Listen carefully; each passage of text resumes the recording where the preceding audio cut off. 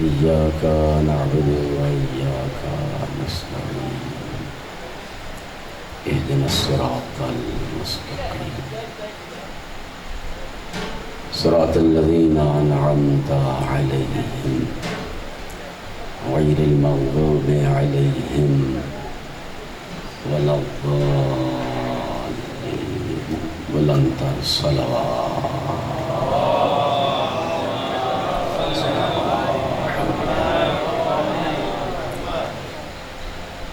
أعوذ بالله من الشيطان اللعين الرجيم. بسم الله الرحمن الرحيم.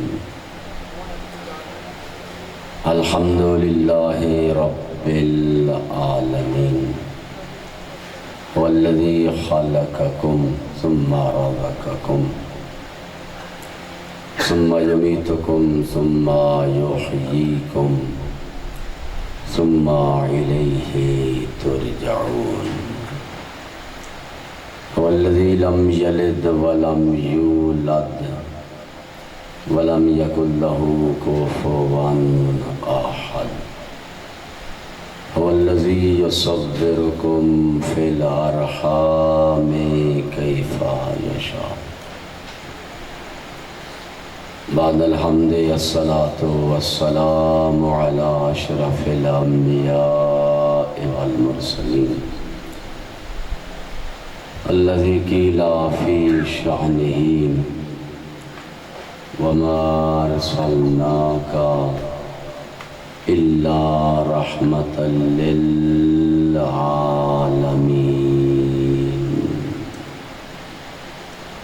وآله الطيبين الطاهرين المعصومين الذين أذهب الله عنهم الرجس وطهرهم تطهيرا.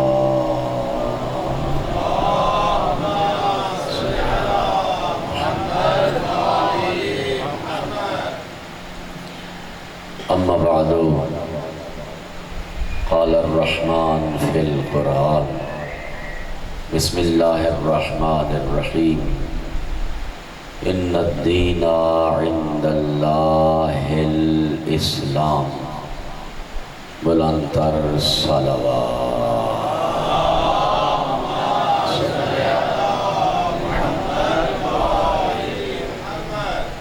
اپنی اپنی تمام عبادات کی قبولیت کے لیے اور اس ذکر کی قبولیت کے لیے مل کر بلندتر صلوات پڑھ دیں.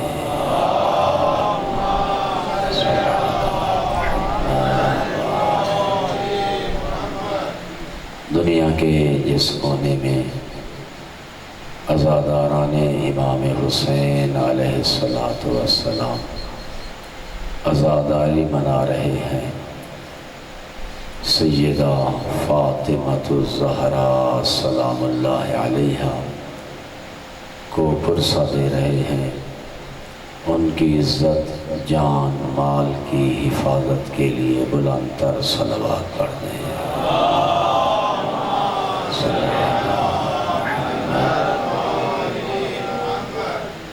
اپنے زمانے کے مظلوم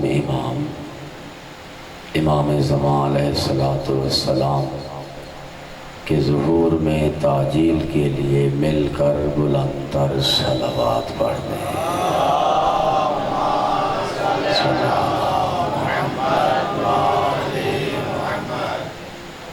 دوستان محترم،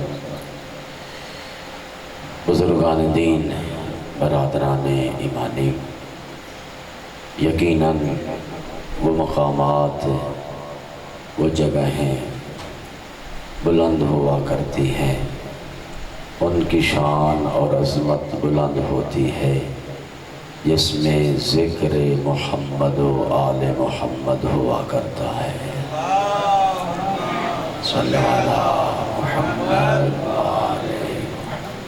پیغمبر اسلام صلی اللہ علیہ وآلہ وسلم کی حدیث مبارکہ فرمایا ما من قوم اجتمعوا وتذکرون فضائل اہل بیتی، فرمایا جب بھی میری اہل بیت کے چاہنے والے، جن کے دلوں میں میری آل کا عشق ہے، جن کے دلوں میں میری آل کی مودت ہے، جمع ہو جائیں اور جمع ہو کر میری آل کا ذکر کریں۔ فرمایا نزلت الملائکۃ من السماء، نزل الملائکہ من السماء، آسمان سے فرشتے اترتے ہیں، وحبتت الملائکہ، اور فرشتے ان لوگوں کو گھیر لیتے ہیں۔ وہ فرشتے ان عزاداروں کو، ان محبان محمد و آل محمد علیہ السلام کو، جن کے دلوں میں آل رسول کا عشق ہے، جو امام حسین علیہ السلام پہ گریہ کرنے کے لیے جمع ہو کے بیٹھے ہیں، فرشتے آ کے انہیں گھیر لیتے ہیں۔ اور پھر جب یہ ذکر ختم ہوتا ہے، اُرِجَتِ الْمَلَائِکَةُ إِلَى السَّمَاءِ، وہ فرشتے آسمانوں کی طرف جاتے ہیں، اور جا کے دوسرے فرشتے جو اس فرش عزا کی زینت نہیں بن سکے ان سے ملاقات کرتے ہیں۔ فرشتے ان کو یہ کہتے ہیں، نحن نشم عندکم ریحا ما لم نشم من الجنہ، وہ زمین پہ جانے والے فرشتوں، آج ہم آپ سے وہ خوشبو محسوس کر رہے ہیں کہ جو خوشبو ہمیں جنت میں بھی محسوس نہیں ہوئی ہے۔ تم جنت کے کس کونے میں گئے تھے؟ تمہیں جنت کے کس حصے کی سیر کرائی گئی ہے کہ جو سیر ہمیں نہیں کرائی گئی؟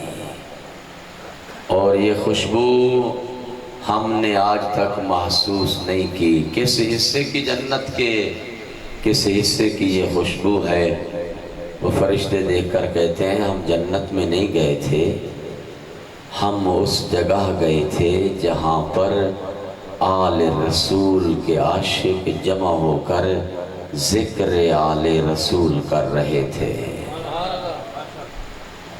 یہ وہ جگہ ہے جہاں پہ اللہ کی رحمت کے فرشتے نازل ہیں۔ ابھی اگر اس حدیث مبارکہ پر آپ کا ایمان ہے تو یقیناً ایمان ہے۔ اب جس جگہ پہ آپ بیٹھے ہیں یہاں پہ خدا کی رحمت کے فرشتے نازل ہیں۔ رحمت کے فرشتوں کے سامنے گفتگو ایسی ہو کہ کم از کم فرشتوں کو تکلیف تو نہ پہنچے۔ فرشتے نازل ہوتے ہیں، ان سے کہتے ہیں کہ ہم اس جگہ بیٹھے کہ جہاں پر آل محمد علیہ السلام کے چاہنے والے بیٹھ کر ذکر آل رسول کر رہے تھے۔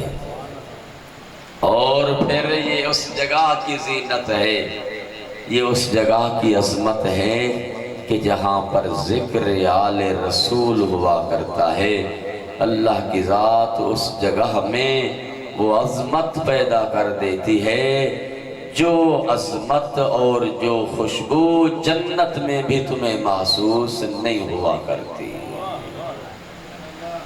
بلند تر صلوات پڑھنے صلی اللہ محمد وآل محمد۔ آج کی اس مجلس کو میں نام کرنا چاہتا ہوں شہنشاہ وفا حضرت عباس علمدار علیہ السلام کے نام۔ لکھتے ہیں کان العباس علیہ السلام باباً للحسین علیہ السلام کما کان علیاً باباً لرسول اللہ صلی اللہ علیہ وآلہ وسلم، وکان العباس اخاً للحسین علیہ السلام کما کان علیاً اخا لرسول اللہ صلی اللہ علیہ وآلہ وسلم، وکان العباس عبیداً للحسین کما کان علیاً عبیداً لرسول اللہ صلی اللہ علیہ وآلہ وسلم کما کان زق العلی من رسول اللہ علما زق العباس من الحسین علما کما کان العلی حامل اللواء لرسول اللہ کان العباس حامل اللواء للحسین علیہ السلام۔ بلند تر صلوات پڑھ دیں۔ اللہم صلی علی محمد وآل محمد۔ حضرت عباس علمدار علیہ السلام کا تذکرہ شروع کر رہا ہوں۔ اس سے پہلے ایک واقعہ کتاب ذکر العباس میں جو علماء نے درج کیا ہے وہاں پہ درج ہے کہ ایک دفعہ واقعہ کربلا کے بعد امام زین العابدین علیہ السلام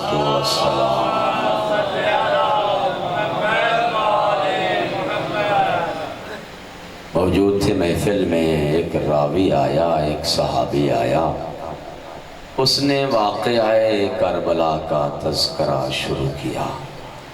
جب اس نے واقعہ کربلا کا تذکرہ شروع کیا، ذکر چلتے چلتے پہنچا اس پہ کہ راوی نے حضرت عباس علمدار کا نام اٹھایا۔ راوی نے جیسے نام لیا، تیرا چوتھا امام احترام میں کھڑا ہو گیا۔ پھر امام بیٹھے، تھوڑی دیر کے بعد ذکر کرتے ہوئے پھر راوی نے حضرت عباس علمدار علیہ السلام کا نام لیا۔ چوتھا امام پھر احترام میں کھڑا ہوا۔ تھوڑی دیر کے بعد امتحاناً یہ راوی کی آیا امام سجاد علیہ السلام حضرت عباس علمدار کے نام کے احترام میں کھڑے ہو رہے ہیں۔ دوبارہ اس نے حضرت عباس علمدار کا جب نام لیا، تیرا چوتھا امام کھڑا ہو گیا احترام کے لیے، اور ایک جملہ اسے کہا کہ اے عبد خدا، اللہ کی ذات تجھے قیامت تک زندہ رکھے اور میں بھی تیرے ساتھ اسی محفل میں موجود رہوں، تو قیامت تک میرے چچا عباس کا نام لیتا رہے، سید الساجدین ان کے احترام میں کھڑے ہوتے رہیں گے۔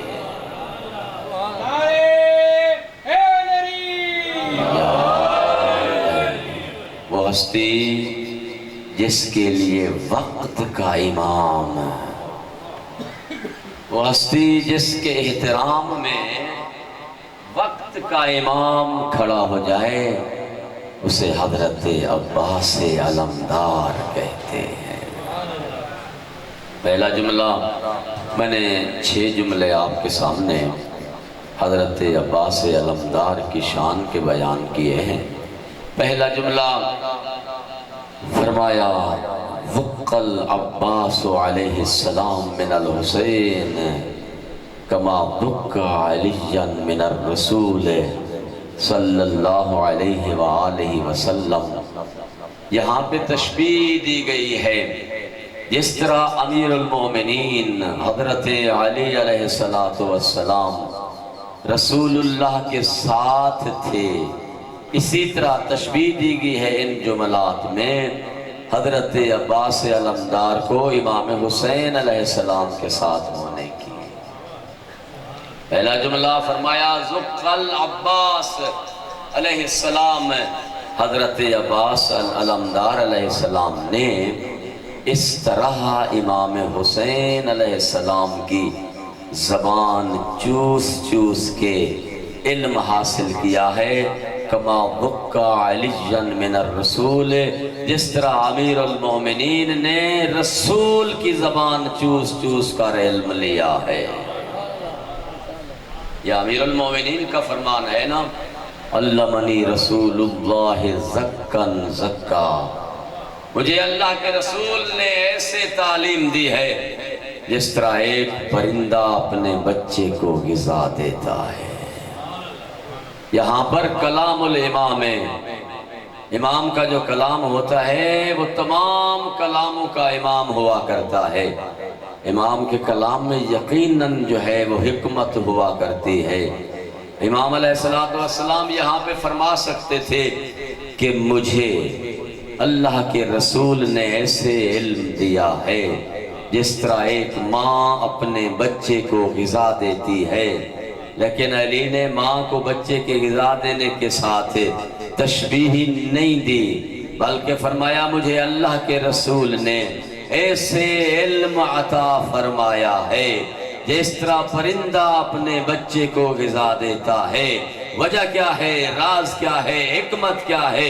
امیر المومنین بتانا چاہتے ہیں کہ جب ماں کو غذا ملتی ہے وہ اور شکل میں ہوتی ہے، جب وہ بچے کو دیتی ہے وہ دودھ کی شکل بن کے اور شکل میں تبدیل ہو جاتی ہے، لیکن جیسے ہی پرندے کو غذا ملتی ہے وہ اپنی چونچ میں لیتا ہے، بغیر کسی تبدیلی کے وہ غذا جا کے اپنے بچے کے منہ میں دیتا ہے۔ جیسے ہی اللہ کے رسول کو علم عطا ہوا، بغیر کسی تبدیلی کے اللہ کے رسول نے وہ علم مجھ علی کو عطا کر دیا ہے۔